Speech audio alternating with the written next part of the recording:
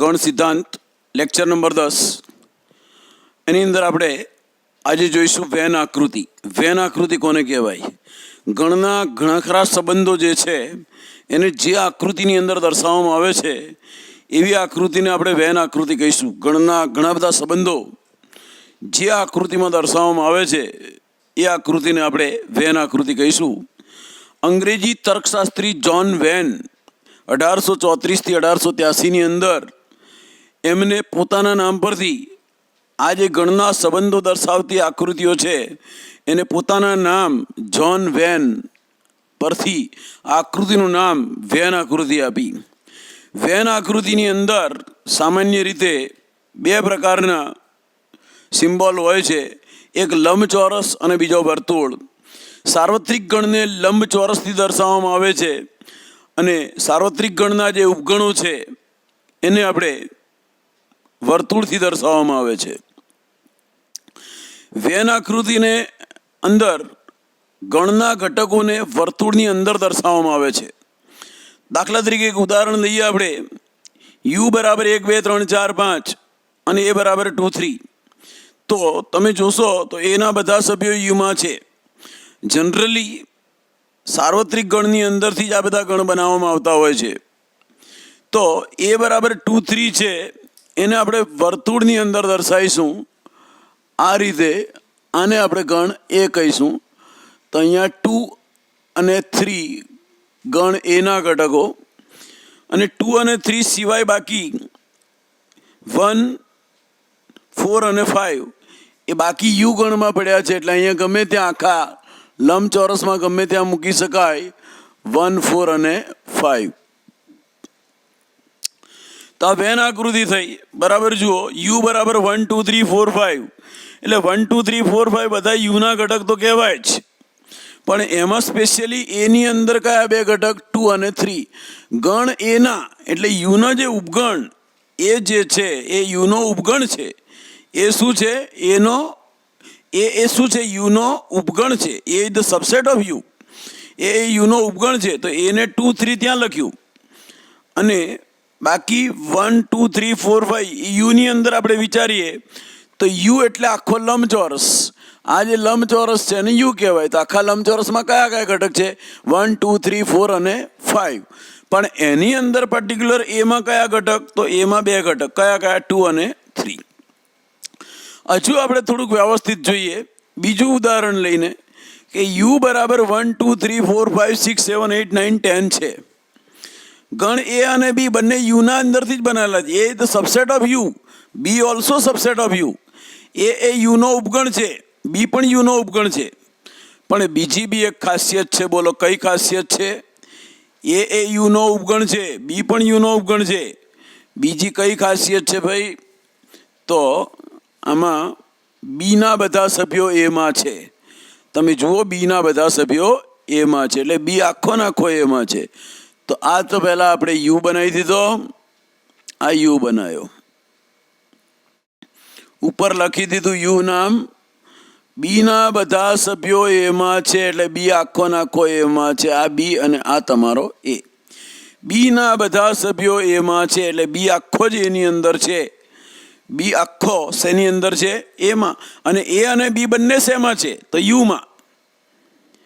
એ અને બી બંને શેમાં છે? યુમાં. તો બીના ઘટક કયા લખવા? 4 અને 6. તો અહીંયા આગળ ટપકું કરીને 4 અને આ 6 લખ્યા. તો બીની અંદર જે 4 6 છે એમાં તો છે જ, કારણ કે એ તો આઉટર છે. જવરાવ જુઓ. તો હવે 2 8 અને 10 એ અહીંયા લખી દઉં. 2 8 અને 10. તો હવે તમને કોઈ એના સભ્યો પૂછે તો આ જે મોટું સર્કલ છે એ છે. તો એના સભ્યો કયા કહેવાય? 2 4 6 8 અને 10. બીના સભ્યો કયા? 4 અને 6. અને જે એમાં પણ નથી ને બીમાં પણ નથી પણ યુમાં છે તો એવા કયા સભ્યો?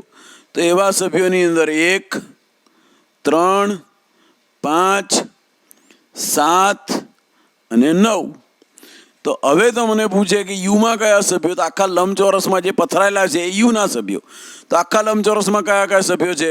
1 2 3 4 5 6 7 8 9 અને 10. ઓકે, એમાં કયા સભ્યો? તો આ મોટા સર્કલમાં જેટલા છે એના સભ્યો 2, 4, 6, 8, 10. બીના સભ્યો કયા? તો આ નાના સર્કલમાં છે તે 4 અને 6. ઓકે, પણ આવી જ આકૃતિ કેમ દોરી? કારણ કે આની અંદર તમે બરાબર જુઓ તો બીના બધા સભ્યો એમાં છે.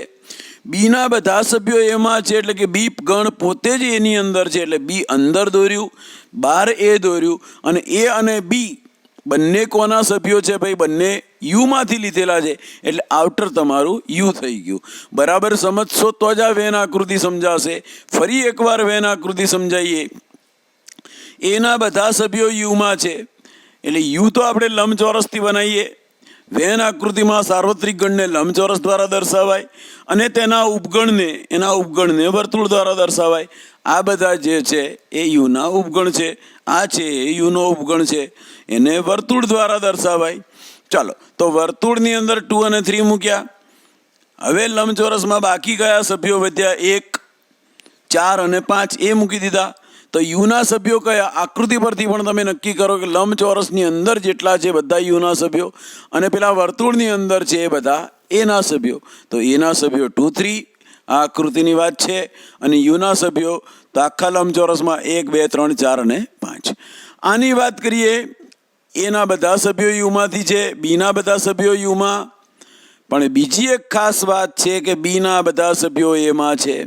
બી આખો નાખો ગણ એમાં છે, એટલે બી અંદર દોર્યો, આઉટર એ દોર્યો, અને લંબચોરસ યુ દોરી દીધો.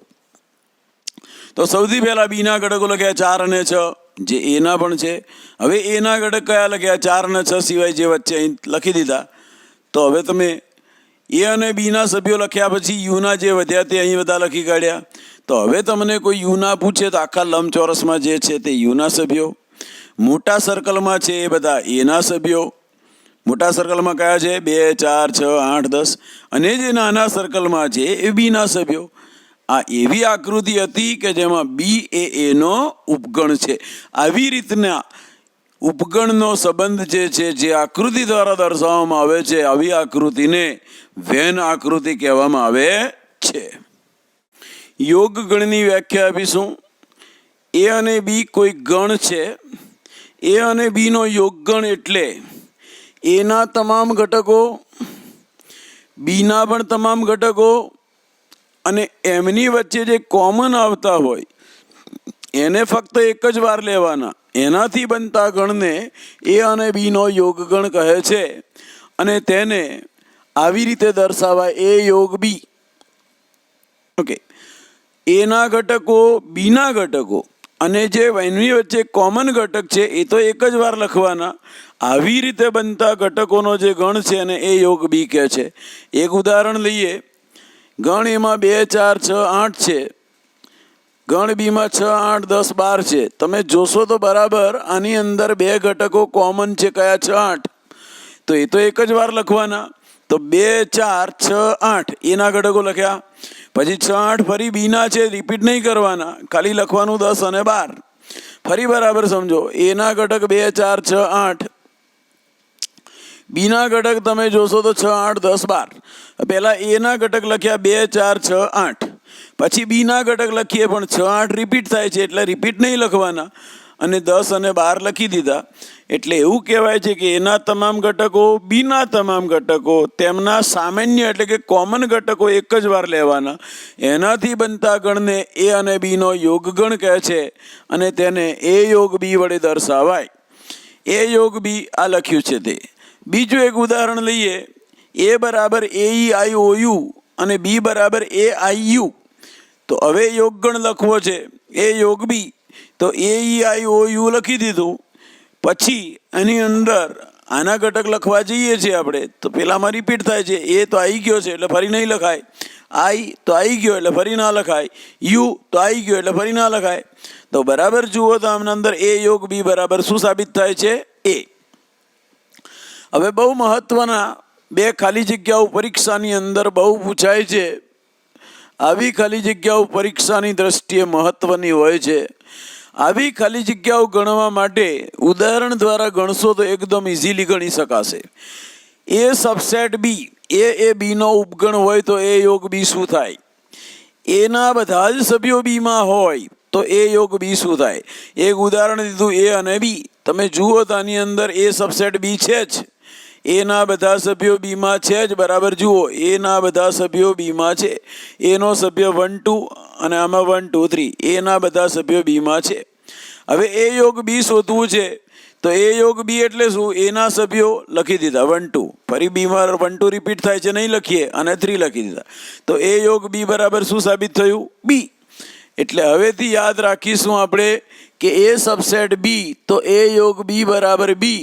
આ પરીક્ષામાં પૂછાય એવી ખાલી જગ્યા છે. એ સબસેટ બી તો એ યોગ બી બરાબર શું? બી. કારણ કે આમાં એના બધા જ સભ્યો બીમાં છે. તમે જુઓ, આ ઉદાહરણ દ્વારા પણ તમને ખબર પડે, એના બધા જ સભ્યો બીમાં છે. તો એ યોગ બી એટલે જે મોટો ગણ હોય એ જ આવે જવાબમાં. એકદમ સમજી શકાય એવું ઉદાહરણ છે.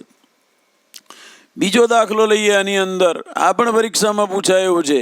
બી સબસેટ એ. બી સબસેટ એ આ યોગ ગણમાં મોટો હોય એ ગણ આવે.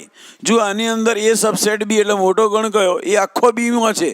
બીમાં બીના પોતાના સભ્યો તો હશે જ, અને એના બી બધા છે. તો મોટો ગણ હોય એ યોગ ગણમાં જવાબમાં આવે, એટલે મોટો ગણ બી છે. આની વાત કરીએ તો બી સબસેટ એ, બીના બધા સભ્યો એમાં છે. તો મોટો ગણ કયો થયો? એ. જવાબમાં એ જ આવશે. તે છતાં ઉદાહરણ લઈએ, આ એ અને બી બે ગણ એવા લીધા કે તમે જુઓ બીના બધા સભ્યો એમાં છે. બીના બધા સભ્યો એમાં છે. હા, હવે આનો યોગ ગણ કરીએ, એ યોગ બી. તો લખ્યું એ બી સી ડી, ફરી એ બી અને સી તો આવી ગયા છે એટલે રિપીટ નહીં કરીએ. તો એ યોગ બી બરાબર શું સાબિત થયું? જુઓ એ. એટલે આ પણ એક ગુણધર્મ યાદ રાખવા જેવો છે કે જો બી સબસેટ એ તો એ યોગ બી બરાબર એ. આ એક ગુણધર્મ યાદ રાખજો.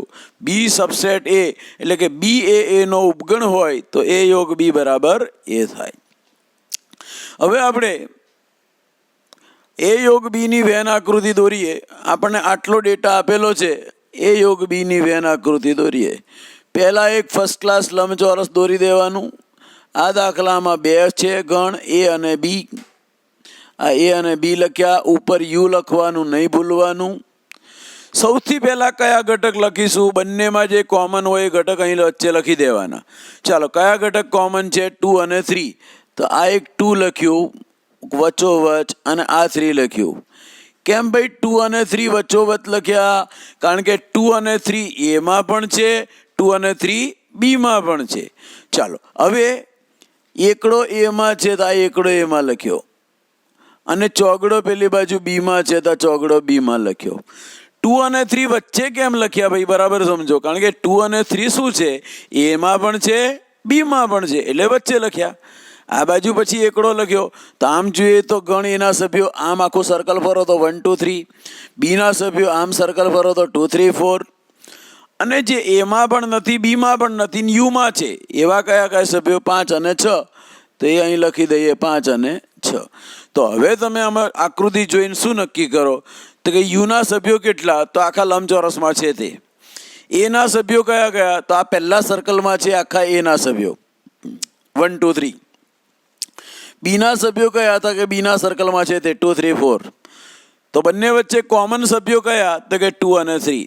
અને યુના સભ્યો કયા? તો કે આખા લંબચોરસમાં છે તે. એટલે પહેલા સર્કલના, બીજા સર્કલના અને સર્કલ સિવાય છે તે બધા લખી દો. 1 2 3 4 5 6. તો આ તમે દોરી એ યોગ બીની વેન આકૃતિ છે. એ યોગ બીના સભ્યો લખવા હોય તો આ પહેલા સર્કલના વચ્ચે છે તે, અને બીજા સર્કલના. એટલે કે એના સભ્યો લખવાના, બીના લખવાના, અને તેમની વચ્ચે કોમન હોય એ એકવાર લખવાના. એટલે એ યોગ બી શું થઈ જશે? બોલો તો આકૃતિ પરથી નક્કી કરો. એ યોગ બી શું થાય આકૃતિ પરથી? તો કે 1 2 3 4. એ થયું તમારું એ યોગ બી. યોગ ક્રિયાના ગુણધર્મો. યોગ ક્રિયાના 5 ગુણધર્મો છે. એ યોગ બી બરાબર બી યોગ એ. એ અને બીનો યોગ ગણ લો કે પછી બી અને એનો યોગ ગણ લો, સરખો જ થાય છે. આ નિયમને આપણે ક્રમનો નિયમ કહીશું. બીજો નિયમ જૂથનો નિયમ. એ અને બીનું જૂથ બનાવો અને સી છૂટો પાડો, કાં પછી એને છૂટો રાખો અને બી અને સીનું જૂથ બનાવો. બંને બાજુ મૂલ્ય સરખા થાય. આવા દાખલા આપણે સ્વાધ્યાયની અંદર જોઈશું 1.4ની અંદર. ત્રીજો નિયમ એ યોગ ફાઈ. એ સાથે ખાલી ગણનો યોગ ગણ લઈએ તો જવાબ એનો એ જ આવે. એટલે આ એકમ ઘટક, દાખલા તરીકે 2 + 0 = 2, તો 0 ને સરવાળાનો એકમ ઘટક કે છે. બસ એક્ઝેક્ટ એ ટાઈપની વાત થઈ ગઈ. A યોગ A બરાબર A, આ નિયમને સ્વયંઘાતી નિયમ કહે છે. એ અને એનો યોગગણ કરો એ જ જવાબ આવે. યુ યોગ એ, તો મેં અગાઉ વાત કરી જે મોટો ગણ હોય એ આવે. યુ અને એ બંનેનો યોગગણ કરો તો યુ આવે, જેને આપણે યુનો નિયમ કહીશું. આ બધા જ નિયમો આપણે એક્સરસાઇઝ 1.4 જોઈશું.